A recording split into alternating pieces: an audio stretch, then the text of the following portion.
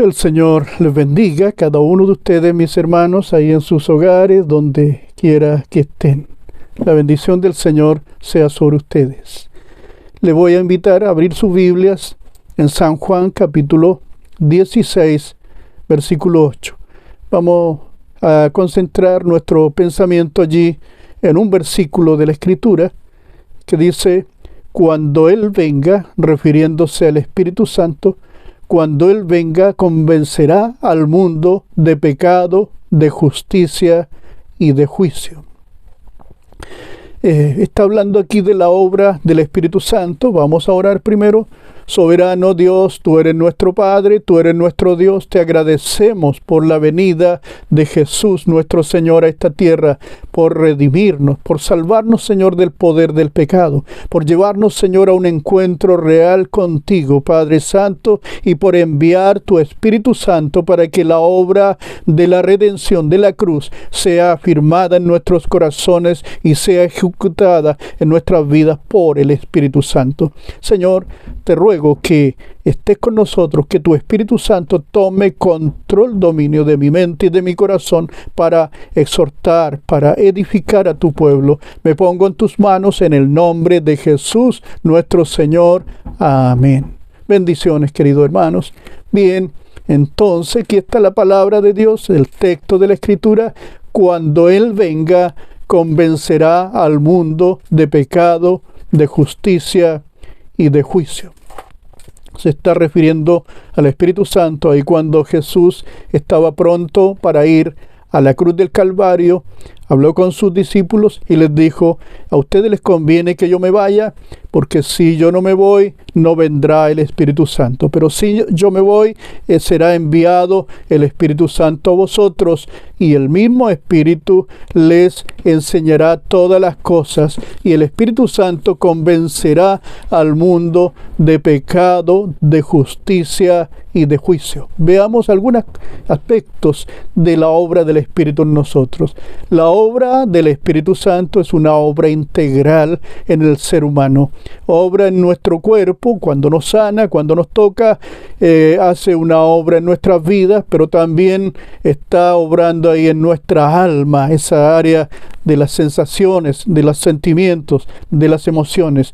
Está obrando en nuestro pensamiento, en nuestra manera de vivir, en nuestra conducta. Está obrando poderosamente. Por eso el Evangelio tiene un poder tan eficaz en los cambios en la persona humana, porque el cambio es integral. No solamente cambiamos exteriormente, sino el cambio se produce en nuestras conciencias, se produce en nuestra actitud, en nuestra conducta. Hay un cambio completo y verdadero cuando tenemos un encuentro con el Señor, cuando nos entregamos en su mano para ser guiados por Él y aprendemos del Señor cada día y nos constituimos en discípulos del Señor. Es completa la obra del Espíritu Santo. Hay muchas áreas ahí muy importantes respecto a la obra del Espíritu Santo. Pero hoy día nos vamos a detener qué está diciendo aquí respecto a lo que dice el texto. Cuando Él venga, convencerá al mundo de pecado, de justicia y de juicio. El propósito del Espíritu Santo es revelar a Cristo en nuestro corazón, hacer que la obra de la redención sea completa en nuestras vidas, obrar que cambiemos radicalmente. Cuando dice convencerá al mundo de pecado, es porque la primera obra que hace el Espíritu Santo en nosotros nos convence que somos pecadores. Quizás antes de venir a Cristo nos justificamos de la actitud impulsada a veces por el orgullo, por la vanidad, a veces por el propio egoísmo. Pero cuando venimos a Cristo, cualquier pecado nos confronta. El Espíritu Santo nos confronta poderosamente, y eso se conoce en la Biblia como el testimonio del Espíritu que nos señala el pecado. vendrá, convencerá al mundo. El Espíritu Santo nos convence que somos pecadores y que necesitamos necesitamos un Salvador que limpie nuestros pecados. Y el Salvador es nuestro Dios, el Señor Jesucristo, que vino, habitó entre nosotros, nos salvó, ejecutó la redención allí en la cruz del Calvario, pero el Espíritu Santo aplica esa redención en nuestro corazón. Al Padre se le ocurrió, Dios fue el que diseñó la redención para salvarnos del poder de Satanás y del poder del pecado. Pero luego el Señor Jesucristo, su Hijo, vino a derramar hasta la última gota de su sangre en la cruz para salvarnos. Y es el Espíritu Santo el que aplica esa obra de la redención en nuestro corazón. Primero que nada, nos convence que somos pecadores. Convencerá al mundo de pecado, de justicia y de juicio. Luego, por nuestra propia justicia no podemos salvarnos. Fue necesario que Jesús se entregara a sí mismo en la cruz para justificarnos del pecado, para presentarnos justo delante del Padre. Pero eso implica también que el Espíritu Santo nos está conduciendo hacia la Escritura, hacia la misericordia, hacia la justicia. Y también señala el Espíritu Santo de juicio. Viene a dar testimonio al mundo de pecado, de justicia y de juicio. Hablar del juicio es algo que siempre se le saca la vuelta. Procuramos eludir respecto a esta obra del Espíritu Santo, de hablar de juicio. Pero sin embargo vemos en la Biblia que cuando comienza el tiempo de Pentecostés, un tiempo de avivamiento, un tiempo lleno de la presencia del Señor, inmediatamente el Señor ejecuta juicio ahí a un matrimonio de creyentes. Eran creyentes, habían creído en el Señor, no eran personas pecadores. Ellos habían creído en el Señor, eran parte de la iglesia, querían cooperar en la iglesia, en las funciones de la iglesia, pero sin embargo su hipocresía hizo que se pusieran en contradicción contra Dios, y Dios ejecutó juicio sobre la mentira, sobre el planear algo, y también fueron muertos allí. Me imagino que eso, como dice la Escritura, provocó temor en todos. Pero es necesario que nosotros como cristianos, como creyentes en el Señor, sepamos que Dios es un Dios de juicio. Cuando nos vamos a esa obra del Espíritu que es fabulosa, que es maravillosa, cuando obra en sanidades, milagros, cuando nos bendice materialmente, es maravilloso. Pero la obra del Espíritu es más completa que eso. Nos lleva siempre a obedecerle, a la obediencia de Dios. Nos lleva siempre hacia la santificación. Entonces en esto es necesario que nosotros como creyentes sepamos que Dios también es un Dios de juicio, que castiga el pecado y la desobediencia. Cuando sabemos eso, cuando aprendemos eso de parte de Dios, vamos a estar más sensibles para obedecer a Dios y someternos a lo que Él quiere que hagamos en esta vida.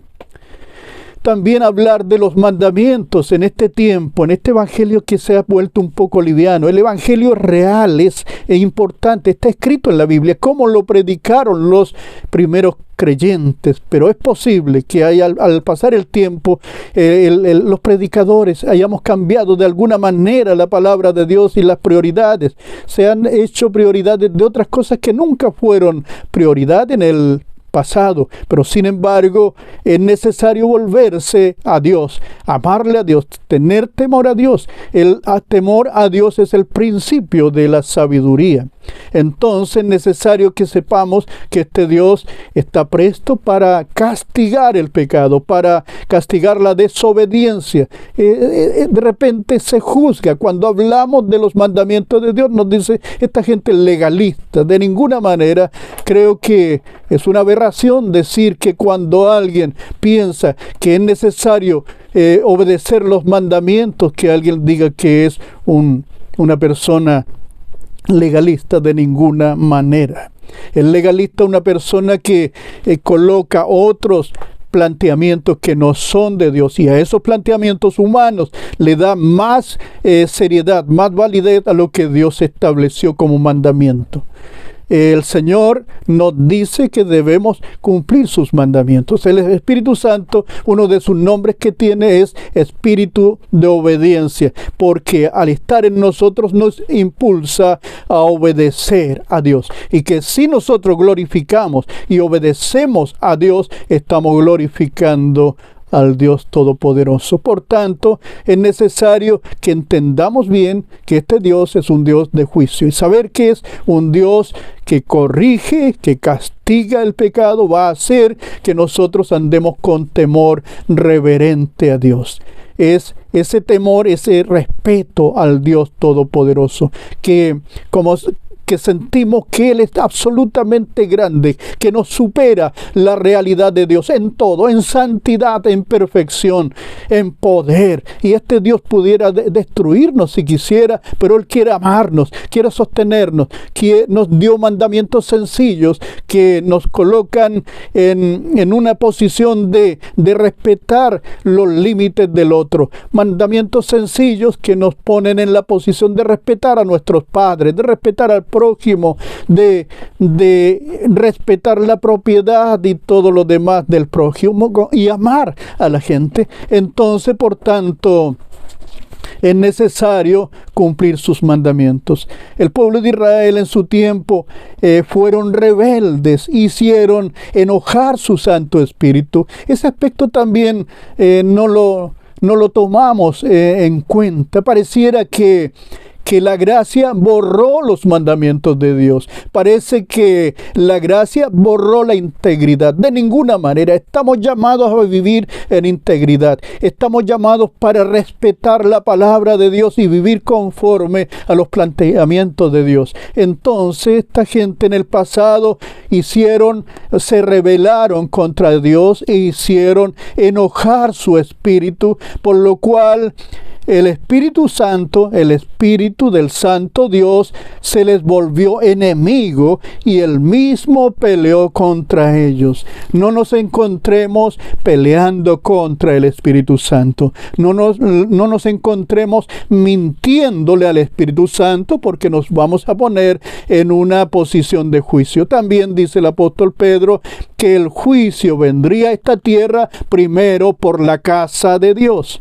Entonces necesario que abramos los ojos y sepamos que este Dios nos ama profundamente, pero que también ejecuta juicio contra el pecado. El pecado le desagrada completamente a Dios, y bueno, de alguna manera es peligroso vivir en pecado, porque podría venir el juicio de Dios. Por otra parte, también es peligroso vivir en pecado, porque vendría la consecuencia de nuestros propios hechos. El pecado trae consecuencias a la vida humana, pero también trae el enojo del Dios vivo.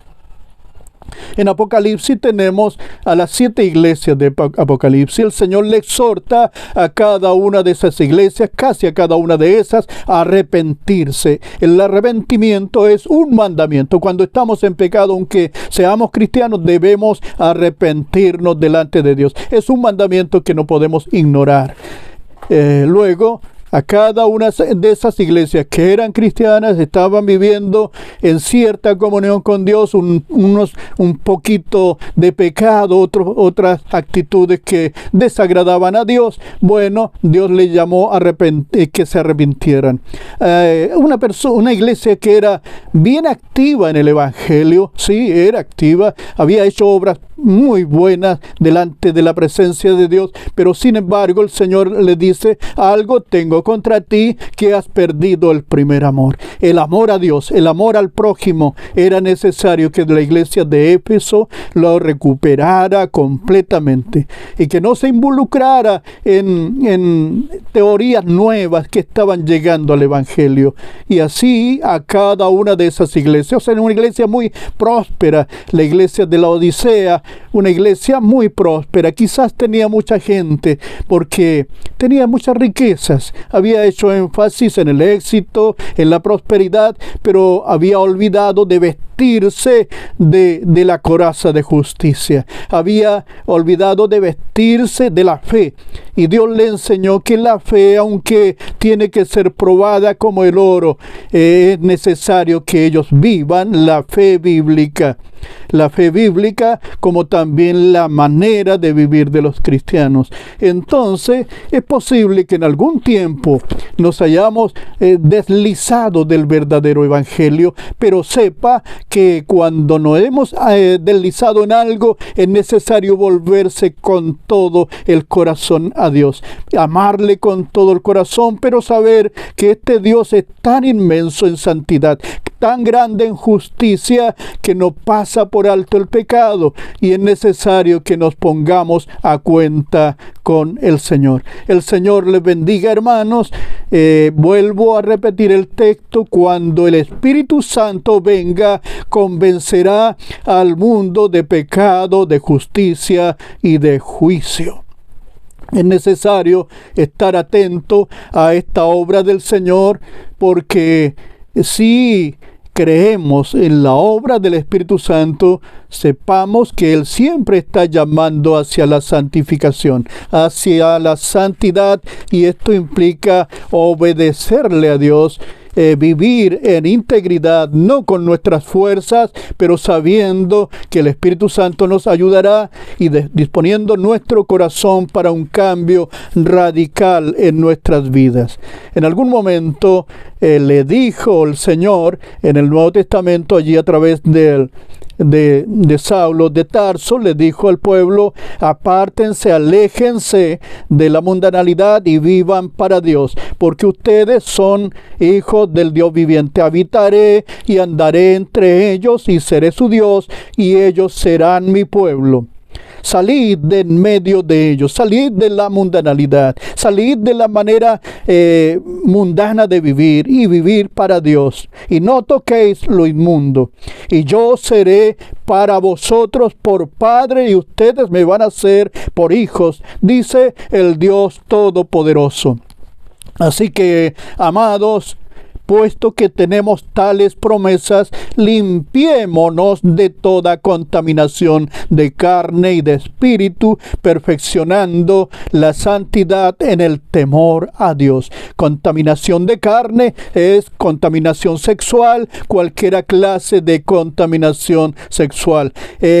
Contaminación de espíritu es cualquier cosa que toque esa parte espiritual. Y sepa también que las relaciones sexuales ilícitas también tienen que ver con un asunto espiritual, en la cual también entran demonios en la persona cuando se involucra sexualmente fuera de su matrimonio. El Señor bendiga, iglesia.